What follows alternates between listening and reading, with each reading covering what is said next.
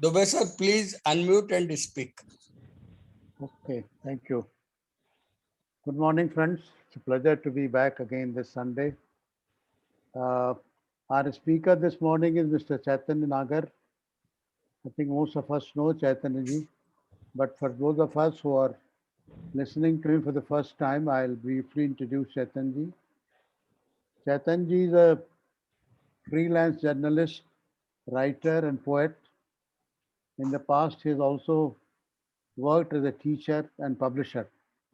This is what he has written, but I want to add, I like to call Chaitanya the Leonardo da Vinci because he has so many things in one. He's a teacher, he's a writer, he's a poet, he's a speaker, he's a journalist. So it's really a pleasure to have Chaitanya this morning with us. And I also want to thank him on behalf of Indore Study Circle that he agreed to deliver this talk before the Indore Study Circle. And I also want to extend a very warm welcome to Chaitanya, who is going to talk to us on when does thinking become a serious problem. So it's really a very, very interesting subject, and I'm sure Chaitanya will do justice to it. With these words, I'll request Chaitanya to take over. So you can take as long as you want, maybe an hour, and then we'll leave half an hour or 25 minutes for question answer session. So Chaitanya, please unmute yourself.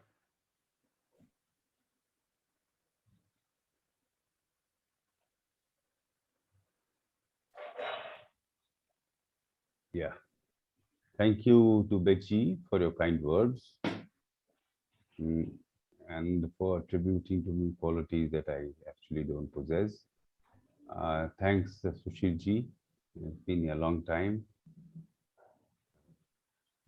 I have attended these dialogues organized by this center in the past also, several times given talks. I hope I'm audible, right? Yes, you are. Yes. So, I have been just I have withdrawn myself a little because I started questioning myself this whole mm, this process of organizing dialogue week after week.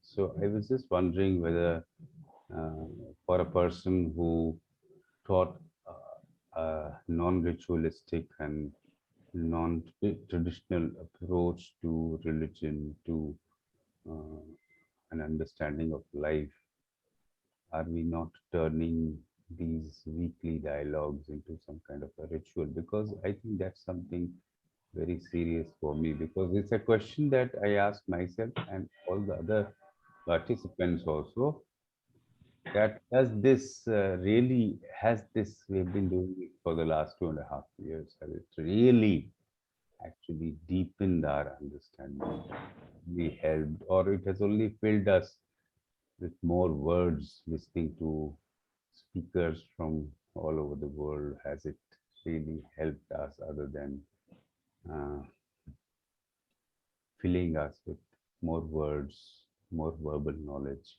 more information? That's a question that I'm not asking you. I'm just asking myself also, that are we getting caught up in some kind of a ritualistic mode and doing what Krishnaji very clearly asked us not to do. Has it become a ritual? Okay, but I'm supposed to talk about thinking.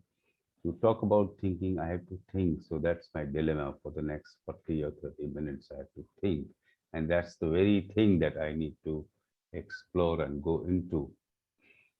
So I thought it would be a good idea to start this with a short video, which I have requested Sushil Jain and Modakji to share, just to set the ball in motion.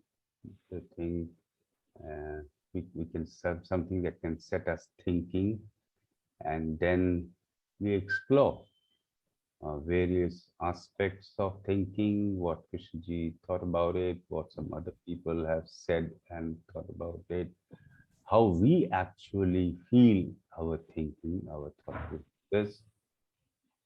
Do we actually feel what Krishnaji has said, or we are thinking about what he has said? So many questions will come up, I'm sure.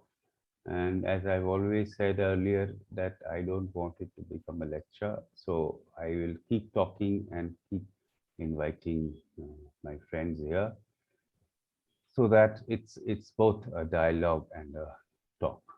So Sushil ji, may I request you to share the video, which is a very short video, and then we can begin the talk.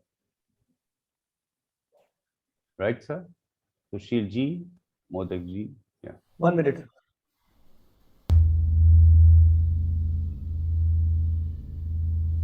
So one has to inquire, if you're not too tired, what is thinking?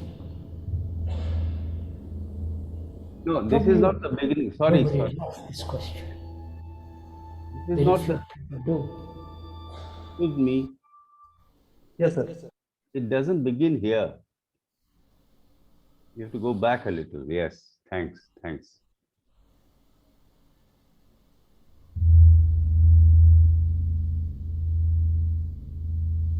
So one has to inquire, if you're not too tired, what is thinking? Probably nobody has asked this question. Very few people do.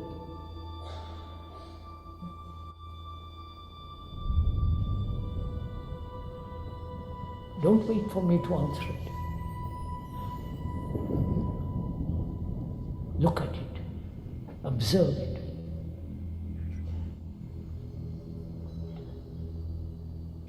Thinking is part of memory, isn't it? Investigate it with the speaker, please. Don't sit there comfortably or uncomfortably. Thinking is part of memory, isn't it? If you had no memory at all,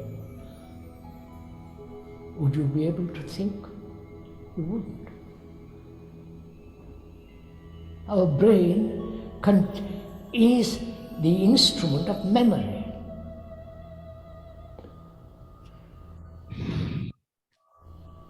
Memory of things that have happened, experience and so on, the whole background of memory. The psyche, which is the me, and the me is the image I have built about myself. There is nothing spiritual about it. That's another ugly word, spiritual. Experience, knowledge, memory, and the response of memory is thought.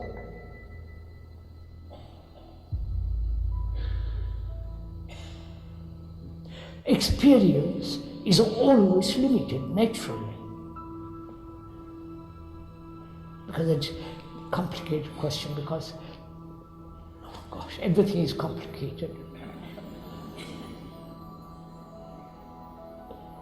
Is experience different from the experiencer? Give your brains to me, find out. If there is no experiencer, is there an experience? Of course not. So the experience and the experiencer are the same. Like the observer and the observed. The thinker is not separate from his thoughts. The thinker is the thought. When you see this fact, this actuality, just to observe it in yourself, not move away from the reality of it, from the truth of it, to hold it, to remain in it, not run away from it, not rationalize it is so. And then it's like holding a precious jewel in your hand. See all the beauty of that jewel. Then you will see for yourself that fear psychologically completely ends. And when there is no fear, you are free.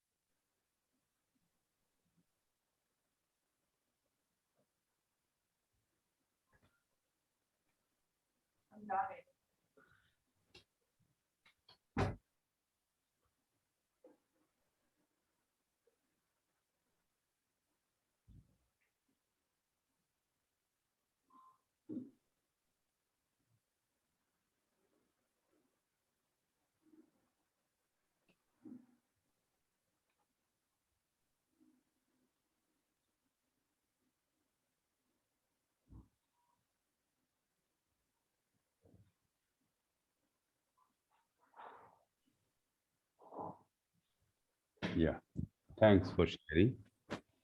I just wanted to be quiet for a few moments before we started this.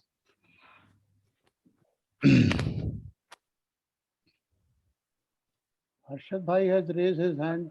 Should we wait till Chaitanya finish, Harshad Bhai, or? No. He can say whatever he has to say. Please go ahead, Harshadji. Okay, so Harshadji, please unmute yourself. Yes, Yes, are you able to hear my voice? yes. Okay. Yes, one sentence which Krishnaji said in this video, I have some doubt about it. Like he said, thinker is the thought. But my feeling is that thinking can go on without the thinker. And when the thinker comes, the sense of I or me from thinking, then there is a duality between thinker and thought. And that duality creates problems sometimes, not always, but we say, I like it, I don't like it. It means that sense of I has come from thinking. Otherwise, thinking can go on without the thinker. And it means that the thinker is moving with the thought, and it has not separated from the thinking, this thinker. But once it separates, then there is a duality. And many years ago, I had read Krishnaji said that all our psychological problems, they come because of this duality between thinker and thought. Otherwise, thinking can go on uh, in the light of awareness. And when this awareness is not there, then the thinker may come, and then there are many problems arise because of this duality between thinker and thought. And another thing which I would say, something missing I feel when Krishnaji talks about memory, experience, knowledge, thought, response, there is this question of language. Because we have invented the language, human beings, then it creates problems. But I feel that birds and animals, they don't have language, and so they don't have this duality, that sense of I or me. So that is why human beings seem to be having more conflict because of the language, because of this sense of I coming from it, from the thinking. So this is what I have to say right now. Yeah, thanks, Harshad ji. I hope I can start now. Yeah, and there was a comment in the chat box. Somebody saying that I should speak up a little. I hope my voice is clearer now. Yes, Right, yes. sir? Yeah. Yes. Prasad Okay. sir, Prasad sir Yeah. also raised his hand. Would you like to hear him now or after you finish? You see, either we convert this whole thing into a dialogue because what Harshadji said was sagacious, wise as usual, but it also interrupted the flow of my thought. So for me, it doesn't matter much. If more people want to speak, they can speak. Then let's convert this into a dialogue, and I forget about the talk. So it's for the anchors and for the organizers to decide what they want to do. I think we should go ahead with your talk, Chaitanji, first, and I'm sure there will be questions. So Yeah. right now the questions will be limited to what Krishnaji has talked about in a very short video. But I think once we hear Chaitanji, then we'll have a wider range of questions to ask and so on.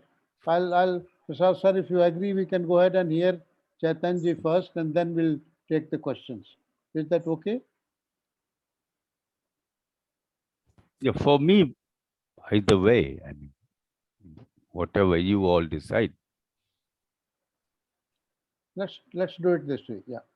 Okay. It is only in the context of Harshadji's comment, because I have the same doubt which he raised. Okay. Krishnaji has said so many times that, even here he is saying, is there an experience without the experiencer?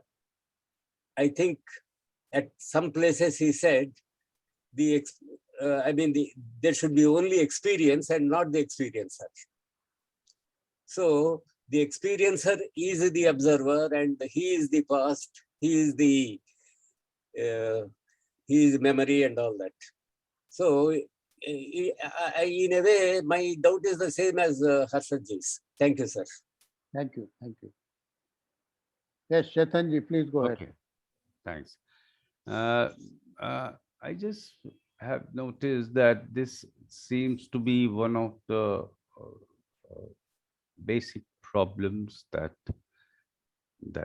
plague the readers, people who study Krishnaji, is how to become aware of thinking, of thoughts which constitute the content of consciousness. Because I'm sure we have all heard about the 7 senses that we have, other than the 5 senses, which we all know. There is a sense called proprioception, which is basically self-awareness about with respect to bodily movements. Now, does this proprioception work in the sphere of thoughts, in the sphere of thinking, with respect to the content of consciousness, which is thought feeling, basically? So that's one question that has vexed people. Like when I say proprioception at the physical level, do I hear my voice as I am speaking? Do I hear my voice? Proprioception is a sense that enables me to, if you give me food and the room is just completely dark, still my food will go into my mouth. I'm not going to put it into my nasal passage. That's proprioception. But so awareness, the body aware, being aware of its own movements.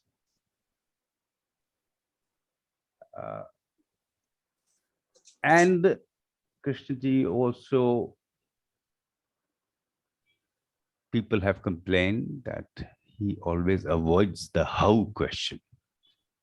If you ask him how to be aware of the content of consciousness, perhaps he would say that there is no how to it, just do it.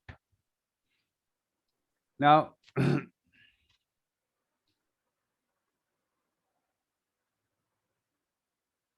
there have been a few places where he has given some hint. I have read that when the war was going on, World War II, the Allied and Axis forces fighting each other. 1944, he talked to a group of people in Ohio and said, may I suggest something that may assist you in self-observation. And then he elaborated a little. He said, just keep a journal, write what's going on in your mind daily, on a daily basis. What's your thought? Whatever happens, just write about your thoughts, feelings, maintain that journal. And he didn't say just lightly, just for the sake of saying it. He also asked the same question 14 days later. And he asked the members of the audience if they had followed his advice, if they had actually kept the journal. And he said something like, thinking is very quick. And still, thinking is very quick. Thought moves very fast. But stick to what I'm suggesting. And he said that this may assist in your journey to self-discovery. Krishnaji said that thinking is not just something which is happening at the superficial levels of the mind. Though it is a response of the memory, which is quite obvious. Now, how do I know it's a response? When I heard him, when I watched, and then I watched myself 30 years, 35 years back, then I saw that yes, it was a response to the memory. It was a response of the memory. I think and what I think is based on what I remember, what I memorize. It comes straight from the memory, which is stored from my knowledge, experience, feelings, my past, my hurts, my pleasures. That's where thoughts come from. So it became very obvious immediately, or almost instantaneously. But then it did not rid me of this inner chatter. I could see, yes, it comes from the past. Yes, it does come from the past. It does come from memory. And that very past also creates its own future. I say I experienced poverty in my life, and then I project a future where there is no poverty, there is richness, I have money. So that past projects its own future based on my experience as a person who has gone through poor conditions. So that one could see very clearly. One could see in the sense that one could verbally understand. But whether this was that proprioception, sorry, that's a tongue twister for me. Proprioceptive quality that enabled me to see, or it just was another thought which became embedded in the mind, which came from that great teacher said, look, it comes from memory, and it became a thought. And on the basis of that thought, I started watching other thoughts. So what I'm saying that Krishnaji talked about thinking, he talked about the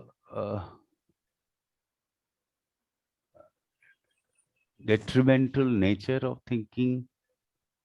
And he also, like in the video that we watched, he says in the end some kind of making a promise that then you will feel that you have a jewel in your hand.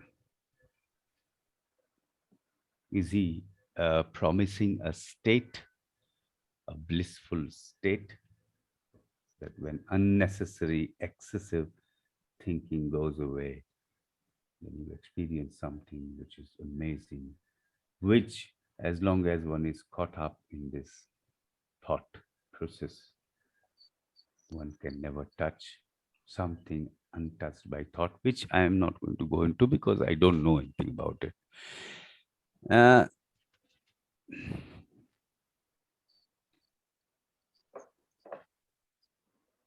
Other people have also seen thought as a danger, excessive thought as a danger. There's a lot of things. People wake up in the morning, at night, sweating. They have thought attacks. Something very unpleasant from the past hits them. They wake up. And this goes on and on. I mean, if they go to a doctor, they will treat them for some kind of mental illness. Anxiety, all the time, perpetually worrying about things that usually never happen in life. So those imaginary worries are actually not based on reality, because most of the things that we worry about, they don't happen. But even this knowledge doesn't bring an end to worries.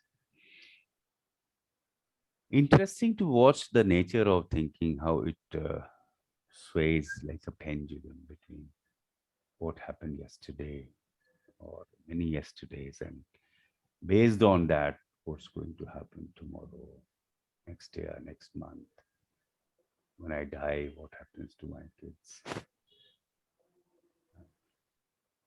That's one interesting feature of how mind thinks. One can observe, it's very easy to observe that in all this thinking, in this whole river of thought process, thinking, there is a center, which is the me, the word self, thought, even mind seem interchangeable. So when I say I think and I remove I from it, hardly seems to be a thought, because most of the thoughts have the me at the center, very, very firmly entrenched. And around it, the thought processes revolve, thinking goes on around it. All kinds of abnormal behavior, aberrations, hankering. You see, even a modern philosopher, I'm sure many of you must have read him, Eckhart Tolle.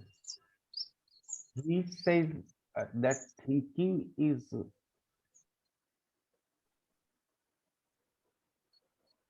not something which is going to last forever. It's only there at the present state of our evolution. It's a transition phase. And he says, I can see very clearly that it will come to an end. He calls thinking pathological. Very interesting that I thought pathological only means something related to disease. Yeah, pathologists, we go for all kinds of examinations and to a pathologist. It is related to disease, pathological, but the origin of the word pathological is pathos, which is a Greek word, which actually means suffering. So, at its very root, fundamentally, thinking is often the cause of suffering. It results in suffering. Whether it begins from some kind of suffering is a question I would like to explore with you. but it does often lead to suffering. When the Buddha says 2600 years ago that tanha, or a strong craving, for which tanha is a Pali word, is the cause of suffering. You suffer, one suffers because one has craving. And that craving is also a form of thinking. I crave for something because I compare myself with someone, somebody, want to be like him, want to possess that thing, jealousy, envy, my inability to have it, my frustration because I can't have it, my anger with the person who possesses it. All this is suffering. By suffering, we just don't mean something uh, uh, caused by bereavement, something caused by separation from the present, union with the unpleasant, as the Buddha called it. But anger is suffering. I mean, actually, one who is prone to anger, I think he can see that because of anger, there's a lot of suffering, not only in the person, but in the surrounding as well. People, because of the anger, suffer. So many different ways. All the excitement that seems excited person seems very happy that he's in a state of excitement, joy, singing, jumping. But maybe it's not the same thing as happiness. Maybe underneath that euphoria, there is that poison of suffering. And why I'm saying all this is because all this is thinking too. Thinking. We think, and therefore we suffer. It's like Descartes who said, I think, therefore I am. I think that I suffer because I think. Because suffering emanates from thinking. It creates the I. It's true that I think, therefore I am. It creates an identity called the I, which itself becomes the cause of suffering because it leads to separation. My attachment with that I is the cause of my separation from the rest of the world. So,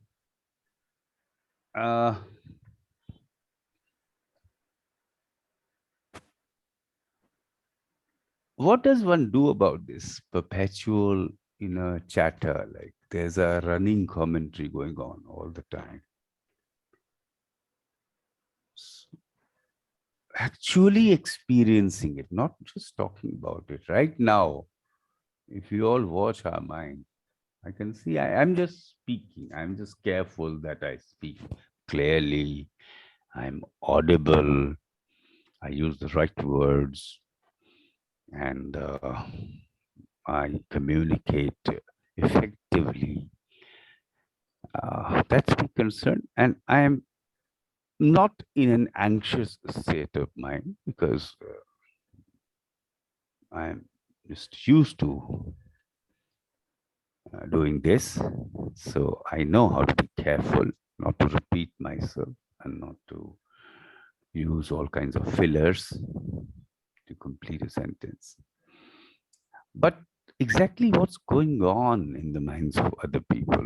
Like, you want to speak first. I want to say, oh, no, this is wrong. What he said just is all not acceptable. This is not what Krishnaji said. He's saying something which is just absurd.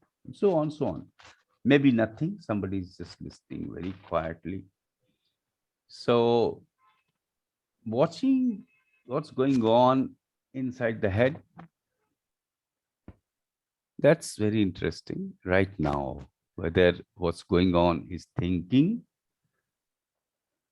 or there is a stillness. There is a stillness that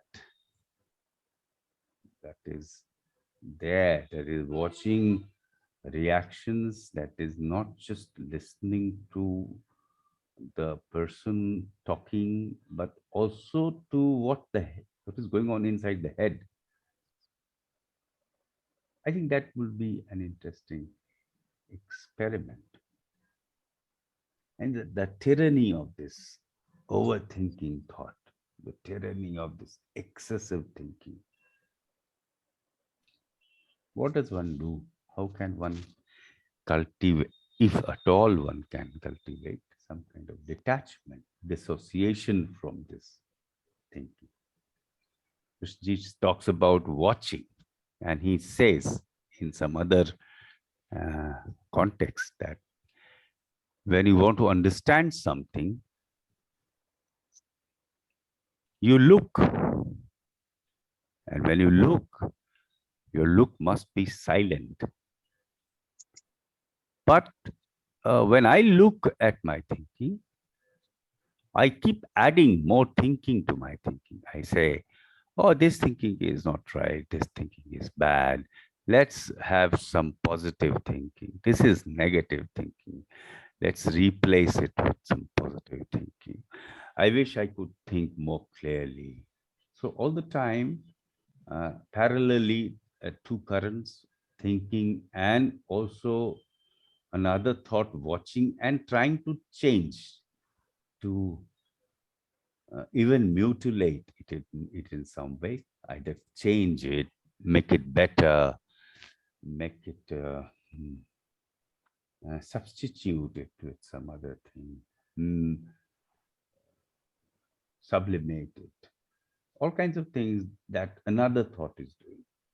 So I'm not able to look at thinking quietly in the sense that Krishnaji has talked about it. Like, can you just look at thinking so that you don't add to it? Why does he say that we should not add to it? Is it because that adding, that any operation that we do on that thinking makes our thinking stronger, that only reinforces, that only adds to it, makes the mind more cluttered? That's also another interesting question. Why look quietly? Why not suppress it? Why not do some practice and suppress? Why not just run away and escape and start reading a book? Why not write an article? Because too much thinking is going on. You see, so when Krishnaji says, watch your thinking, I think did he have a difference of opinion with Bohm on this? Because Bohm used to say that thought doesn't have a proprioception. It is not self-aware. And if it were, then the whole thing would change. There would be a fundamental change, not only in the individual, but in society too. If only thought was proprioceptive. Now, it's interesting to see that David Bohm saw thought as a system. And he saw it as an interconnected network of ideas, assumptions, memories, knowledge, concepts, notions. And he said that this flows from the individuals and it spreads throughout the society. And that's how it creates a network. It's a system. And if there is a fault in the system somewhere, then it affects the entire network. So if there is a fault in the way in which I think, it's likely to affect the whole system of thought, because I'm part of that network. So he says, we talk about activism, we talk about political action, we talk about doing something pragmatic, say in the field of climate change, in the field of mm, food security, and so on. But what we don't see is that the very thought which is trying to solve the problem is a problem itself. Now, this was something that even Einstein said, that thinking cannot solve the problem which it has itself created, which thinking itself has created, because now you are using the same tool to solve a problem which is part of the problem. So Bohm talks about this thought as a system, and if there's a fault in the system itself, like a stream flowing downward, and there is pollution at the source, and you see the stream somewhere in the valley, you try to remove the debris, the pollution there, but when the pollution is at the source itself, no matter how hard you try and how hard you work to remove pollution at your end, there's no way in which you can end it. And the same applies to all the national and international issues, because war going on, but one never examines that the very thought that one is trying to use to end war is the real culprit, is what created it. So that's something interesting. And Krishnaji has also made that statement that the crisis is not out there, it's in us. So my question again is, do I see this? Do I see that thinking is creating a crisis? Do I see it as pathological? Bohm even called it a disease, I think in Limits of Thought, somewhere, a disease. Do I see what is excessive thinking and what is not excessive thinking?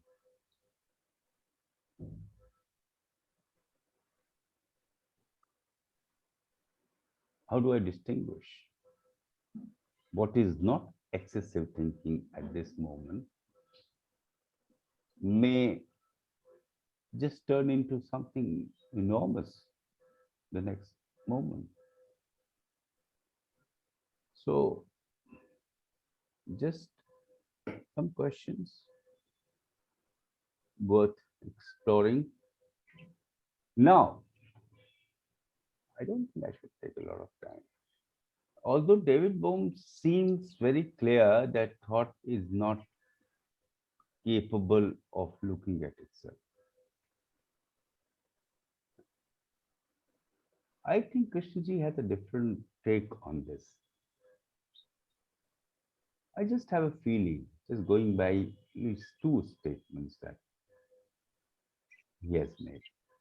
I'll just come to it later. I'm saying that if we actually observe that thought has created a lot of clutter in the mind, the question that I would like to ask myself and all my friends here is there a space not occupied by that inner chatter? Do I have space which is more than the space occupied the perpetual, incessant thinking and, uh, that running commentary going on? Do I have that space from where I can look, and I can look quietly?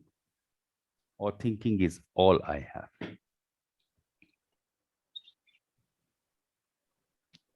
Do I have that space? That's another question.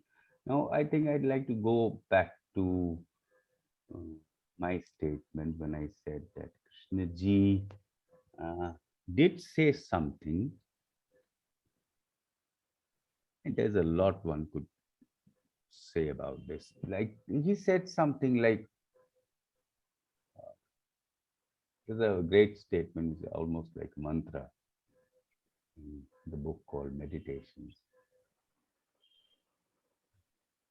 And there is another statement where he says, when the me, which is actually the self, the thought, self is created by thought.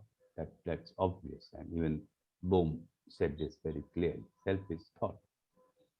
He said that if the me can see, I quote, if when the me can see for itself that it is completely futile, it comes to an end.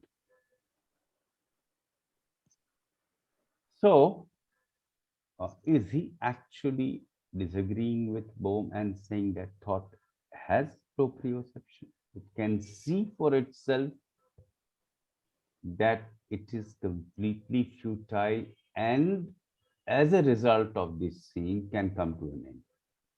Is he saying that? I think that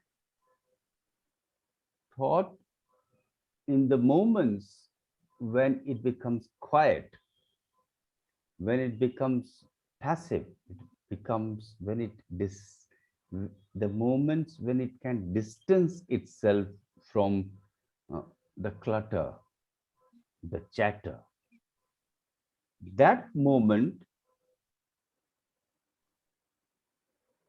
is not a moment created by the thought. It may arise out of a realization, out of an observation of the futility of thought, but it is not of the thought. In that moment, thought undergoes a qualitative fundamental change. So we can't say that it thought, it's not. We can't say that it is thought, nor can we say that it is not thought. Thought becoming completely exhausted, saying that enough. I know you are a useless apparatus. I can't use it. You only exacerbate my problems. You only make it worse. You don't do anything. You only make me anxious, and so on and so forth. And one has actually suffered, felt tormented because of this. And when it stops, there's a change in the quality of that awareness, of that consciousness. Now, can we say that it is thought which is observing it, which has realized it, which means it can see that it is just like a monkey jumping from one branch. The Buddha called it monkey consciousness, the dog chasing its tail. So can we say that, yes, thought can be proprioceptive? Now, another statement which has almost become like a mantra, aphorism, in which he says, and I'll end with this. This is a statement, but it's also a question. There's a small book called Meditations. It's also mentioned in the notebook.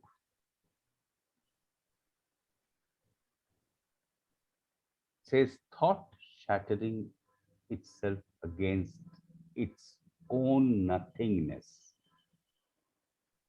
I will repeat it.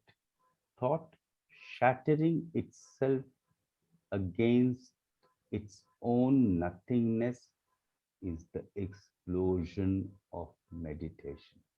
Now, what does he mean when he says thought shattering itself against its own nothingness? Does it not mean that there are moments that when thought can see its nothingness, its futility, its own detrimental, vicious nature, and that moment is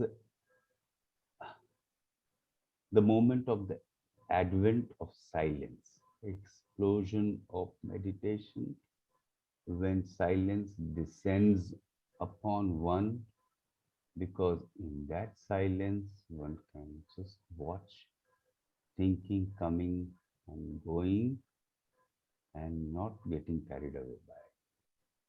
So does it mean that thought can actually see its nothingness and evaporate? Not that it just completely goes away, because we often hear Krishnaji writing notebooks, describing nature. No, that was thought. The talks that he gave was thoughts, expressing himself in words. So, not that thought, because without that, I don't know what is going to happen. But thought which is,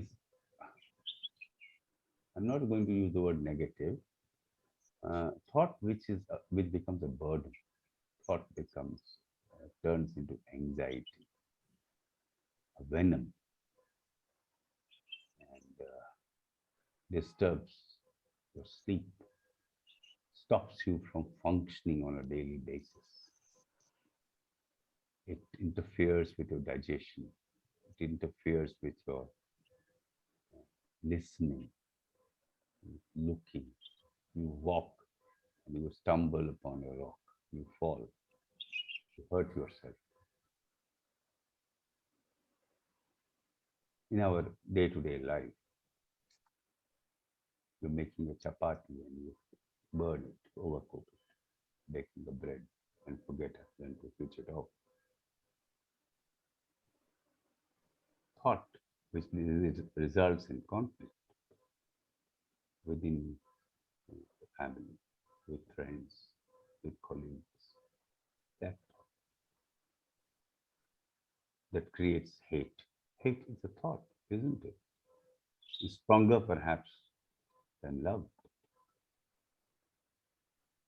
So, let me stop now. We have raised a few questions, and we can explore them not as though we knew the answers, but maybe as though we were looking at them for the first time. I've never heard about them. Thanks for your patience, for your time. Sirs, ma'ams, thanks. That's it. Thank you. Thanks, Chaitanya. I think you raised some profound questions, and I think it's for all of us to ponder and find our own answers to them. But in the end, you also gave an answer in the form of a question. And I think simply placed it, we have all experienced in our life that a moment comes during the thought process where we realize the futility of thought, the state of not knowing. And at that moment, it becomes quiet. I agree with you that I don't know what is that state where there is no thought at all, but the thought becomes so quiet that it doesn't interfere in our observation. And then something happens. That is the state we are talking about. So I think all of us, I'm sure people who have been with Krishnaji's teachings and thought about it, must have realized at one time or the other the futility of thought, and that state of unknowing, not knowing at all, that state comes, which is very difficult to describe what really happens. So thanks a lot for bringing up those questions. And as always, you have articulated it very well placed. Thanks a lot. Now we have questions. May I Yes. may I make a comment? Yes, please. Okay. Thank you, Chaitanya and Dubey ji. Thinking becomes a serious problem only when there is no awareness, which is different than thinking. So sometimes I give a metaphor that in a room, in a dark room, many people were walking and they were colliding with each other because they were walking in the dark. And then when the light is turned on, these people can move without colliding with each other. So our main problem in life is that this awareness, which is not thinking, is not awakened. And then that is why we keep on asking many questions and doubting. But when this awareness is awakened, it sees everything without asking question. And if a question comes, that is also seen. And there is no need to find an answer. And if the answer comes, that can be also seen. So everything is going on in the light of awareness. And that is why Krishnaji said, in the light of awareness, all problems created by thinking are dissolved. And so thinking becomes a problem, a serious problem, especially when the thinking is negative. If somebody has said something to you and you feel very hurt and you keep on thinking about it, how to take revenge, and that thinking will go on and on without really seeing that this thinking is very damaging to one's own self. So anger and all these problems, they create, they damage our system. So to see this, it's not through thinking. It's something else, sensitivity or awareness or light in the mind or whatever you call it. When this is awakened, then thinking can go on and it doesn't create any problem. So this is what I have to say right now. Thank you. Thank you. Thank you, Harshad bhai. Yes, Mr. Dinesh Waghmare. Are you able to listen to me, sir? Yes, yes. What I also want to express my views. We know what Krishnaji said. We also know what Bhom has said. We also know what Chaitanya ji has said. We also know what Harshad ji has said. My views, we accept all those things, and those are the different aspects of the same issue, what we are discussing today of thinking. Now, what is this? We have to also see what is this thinking about? What is this thinking? Mankind has made this device to do the transactions between man to man and to address various issues of relationship with nature, as well as animal kingdom, with plant kingdom, etc., and to deal with our day-to-day activities, problems, issues. So we know all about it. Now, in the process, many thoughts remain incomplete. Our problem is, in the process, many thoughts remain incomplete, or we say many issues remain incomplete, and which creates confusion, conflicts, etc., and also increases the traffic of the thought. So all thoughts, most of the thoughts which are coming to us are the incomplete issues, and that repeats, those thoughts repeat itself unless we complete the issues or we have gone through it, they repeat themselves. Now this increases the traffic of the thoughts and create disturbances in the mind. So to create order, Krishnaji has also pointed out this thing. So to create order, first it is necessary that most of the issues related to thought are completed. Means related to us are completed. And to end the thought so that the individual can move ahead with his further exploration. So we have to first end the thought. Means suppose some song is repeating itself. It means we are not given full attention to the song.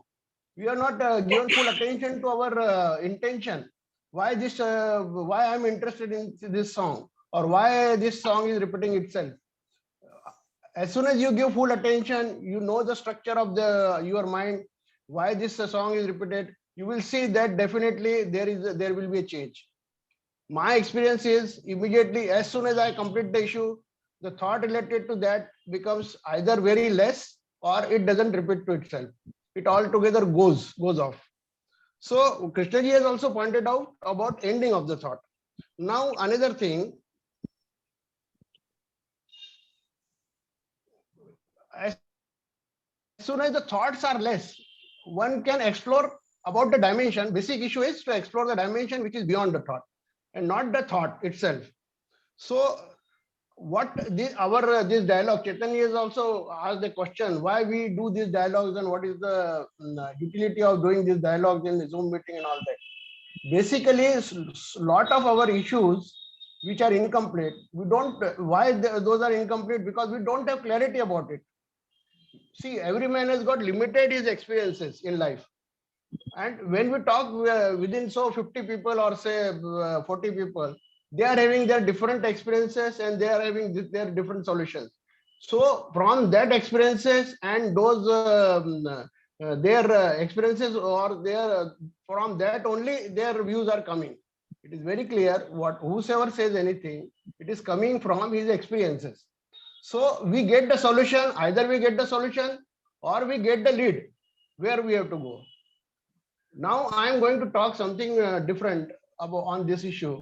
It is very interesting that tradition has never given importance to thought. Tradition has given never importance to thought. They have given importance to the subject, which is in the thought.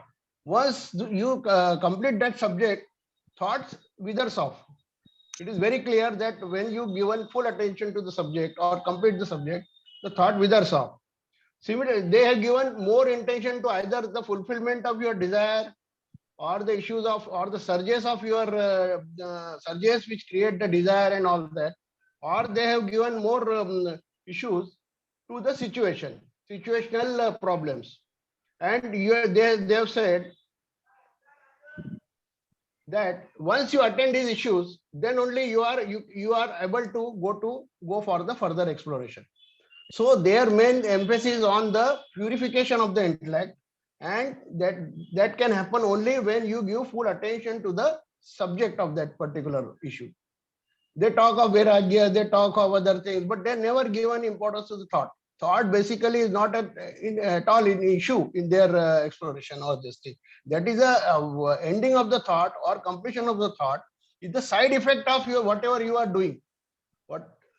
So they have given more importance to the wisdom which occurs because of your understanding the whole issue of the whole issue, and then once you understand the whole issue, automatically your this clarity and purity of intellect happens, and then you can move ahead. So this is what I want to say. There are so many other aspects, but then it will.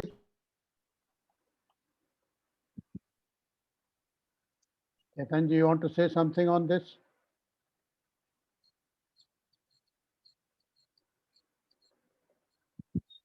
No, he made some interesting observations, and I don't think there's a need to respond. Yes.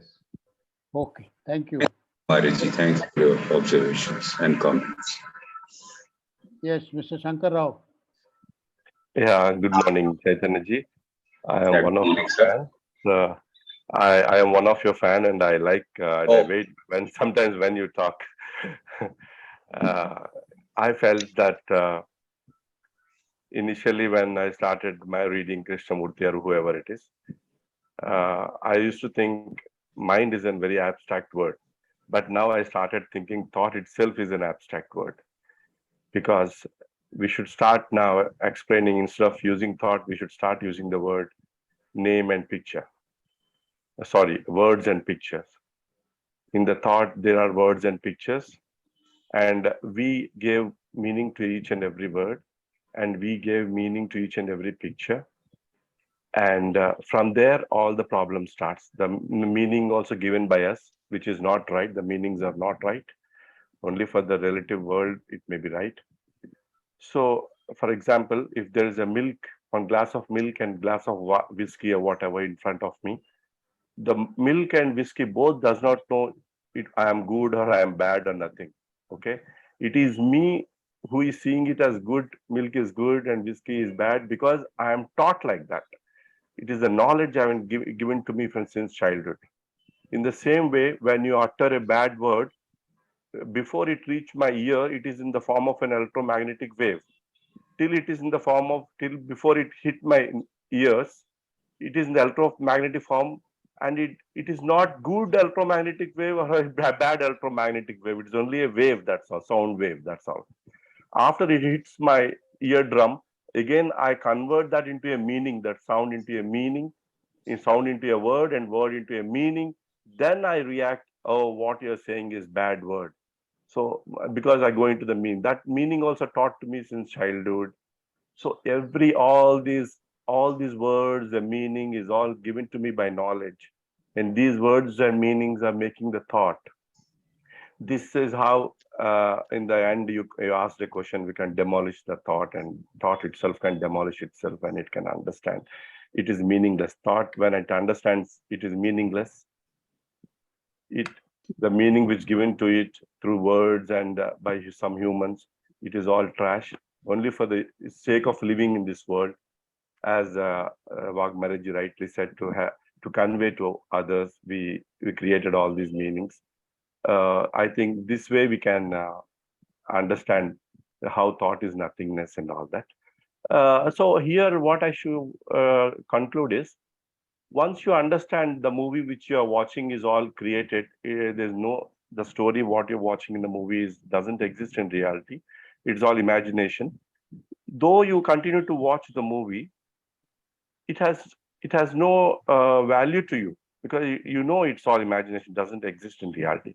In the same way, though you continue to, once you understand this thought, meanings, words, they all doesn't have any value, you continue to live in the same world with the same story. I love my wife, I have a lot of debts, this and that. You don't give much meaning to it on the overall, but you need attention from moment to moment to reach that state. Even to understand the movie, when watching a movie, to get a total understanding that total movie is false, it's not that easy. At some moment again you slip back into the movie and you may cry at some emotional moment. So it takes time. So initially you have to pay attention to the words and meanings. I'm seeing the words and meanings, pictures and meanings. At some time we'll understand that all this movie is a trash. So all this world is an illusion. The psychological world is totally is illusion, including the so-called factual world, what Krishnamurti ji talks, because animals, birds, they also live their life as humans. They don't have a factual thought also. So factual thought is also not required, in fact. But we created, thought has created its own world. This technology, this concepts like relationship, all that. To live in that conceptual world, you may need some factual thought. I don't want to take much of the time. Already I took a lot of time. Thank you so much, sir. Yeah, thanks. Thank you. Verma Sahab, you had raised your hand. You want to ask something?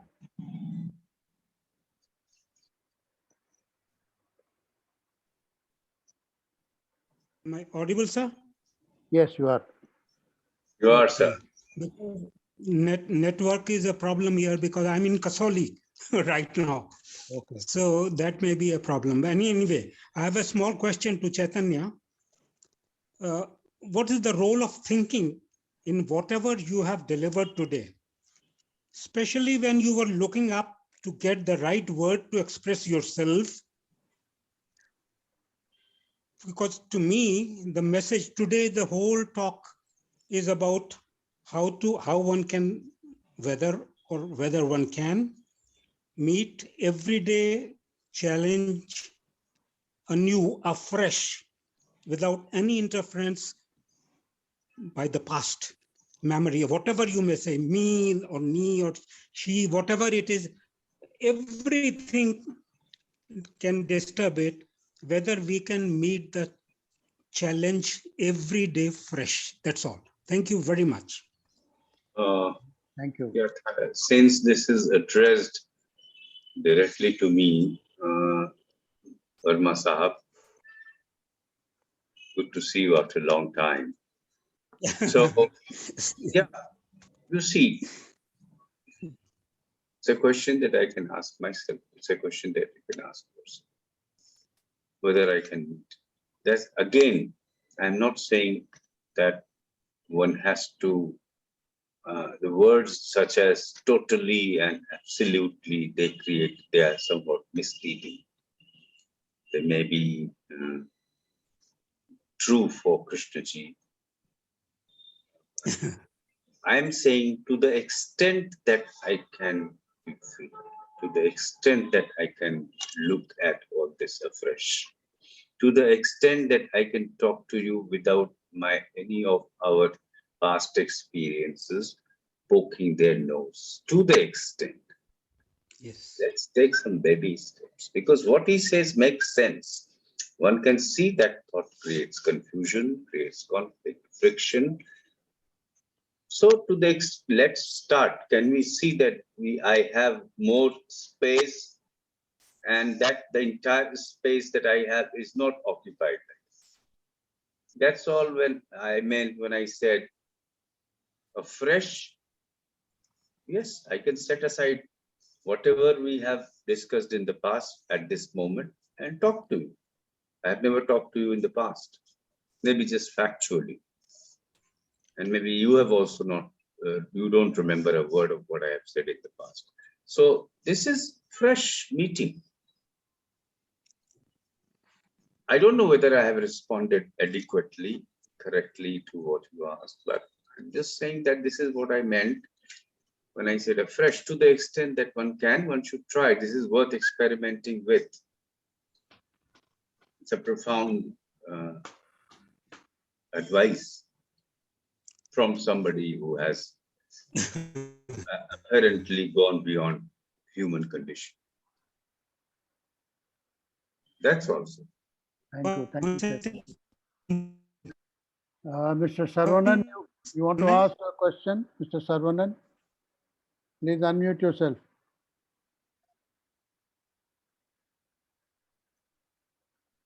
I think Mr. Sarvanan is not here. Yes, Dinesh ji, make it brief, please. Chaitanya sir, in relation to our thoughts, can we see that because of our interest only we are giving energy to it? As soon as we, if we take out this energy, we say I am not interested in this thought. Then the frequency of that thought, intensity of that thoughts goes low, and it doesn't become any problem to us. The thought doesn't become any issue to us as soon as we take out our interest in that. So we have to see why we are interested in it. No. When you say I just don't want to look at it, does it mean some form of escape? No, we have to, on the contrary, I said that we have to see it with awareness and take out the energy behind it. No. Why are we interested in it? Not becoming interested in a particular thought and doing something, dealing with it in a particular way, but interest in understanding the whole process of thinking, the whole structure of thought itself. If I say I will not look at this particular thought, that could mean, that doesn't mean that other thoughts will not come. That doesn't mean that could also mean that I'm just willing to escape from this. This is an unpleasant thought and therefore I don't want to entertain it. But that may also mean that I prefer other thoughts over this particular thought and would rather get absorbed in them than in this. It could also mean, I mean, there are many questions which, as some people say. No, I don't mean that, sir. When I observe any thought, I pursue one particular thought. You are in not past, I have only given the interest in it. That's why it is coming, no? No, I'm saying that there are, am I audible or not? Yes. Because you didn't let me complete, so I thought maybe I was not audible. I am saying that, sir, many of these questions just need to be held in the field of silence, and one just has to ponder over them quietly, without prejudice, bias. Of course, I know dialogue has a value. But again, there are questions which nobody can answer. May I make a comment? Sure, Harshad. Yes, I feel that as long as we are in the plane of thinking and feeling, we cannot see the whole of it. So to me, it seems like thinking and feeling is a flat surface. Only when there is a coming out of it in the third dimension above it, then we can see what the thought and feelings are doing. And so our problem of most human being is that awakening of intelligence or awareness which Krishnaji wanted. That thing is very rare, I feel. Though we may say, I am aware of this or that, it's just a word only. Only when a person comes out from it, sees the real beauty of it, and then everything looks so wonderful, fresh, new, and in that state, thinking can be seen as it is, and it moves in a proper order without creating any conflict. But as long as we are in that plane, as long as we are in that plane, there will be many doubts, many questions. And that is why we keep on asking so many questions. I feel that we have a kind of a imitating Krishnaji. Krishnaji was asking many questions because he wanted people to think, and because we have not thought about it. But when this awakening happens of awareness, then there is no more doubts, no more questions, only looking at what is and moving with what is. And in that, there is no what should be, or there is no desire to be different than what we are. So our main problem is coming out from this plane of thinking and feeling and seeing it clearly what it is doing. So, okay, I have said enough. Thank you, Harshad. Yes, Mr. Shankar Rao, you want to say something? Yeah, I want to respond to Mr. Waghmare's question. He said we have some thoughts, so there is a liking behind it. That's why the thought is coming. He's right. But Waghmare Sahab, why there is liking? It's because you already registered that thought which is behind that liking. I mean, the meaning, the words and the meanings in that thought, you already registered a long time back. And you started believing the meaning of it.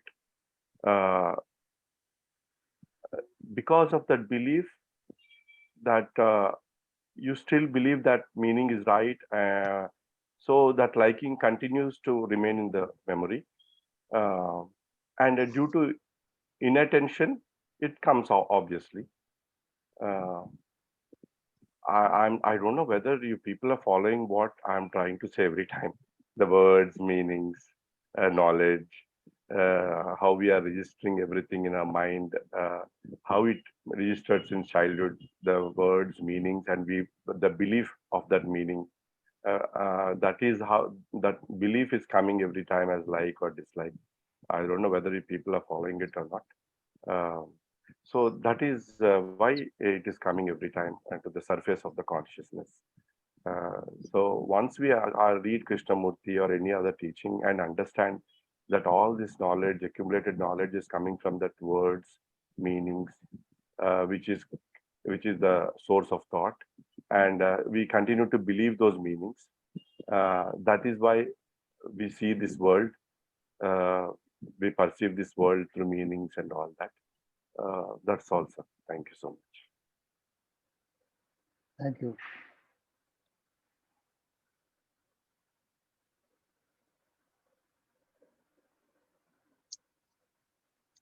Dinesh, you want to say something again?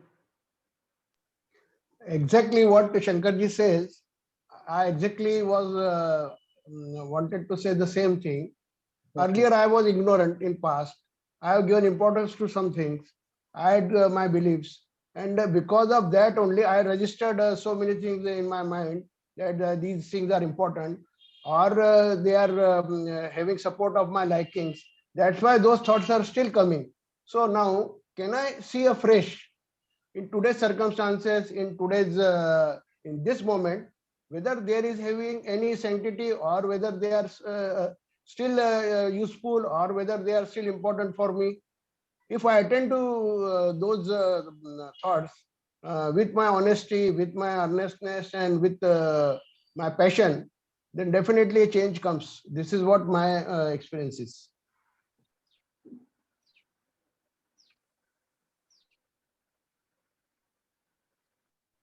I think, Sushil ji, we have come to the end of the question answer session now. So we can as well close it now. And I want to thank Chaitanya ji once again for being with us and giving a very thought-provoking discourse.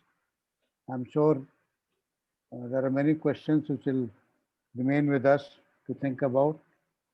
And I want to announce the next week's talk. Next week on Sunday at 11 o'clock, we will have Prasad sir, and he'll be talking to us on my understanding of Jai Krishnamurti.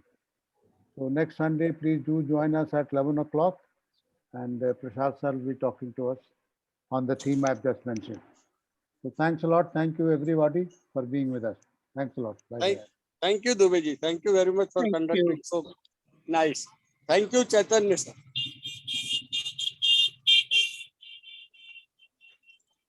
Modak, now you can end it.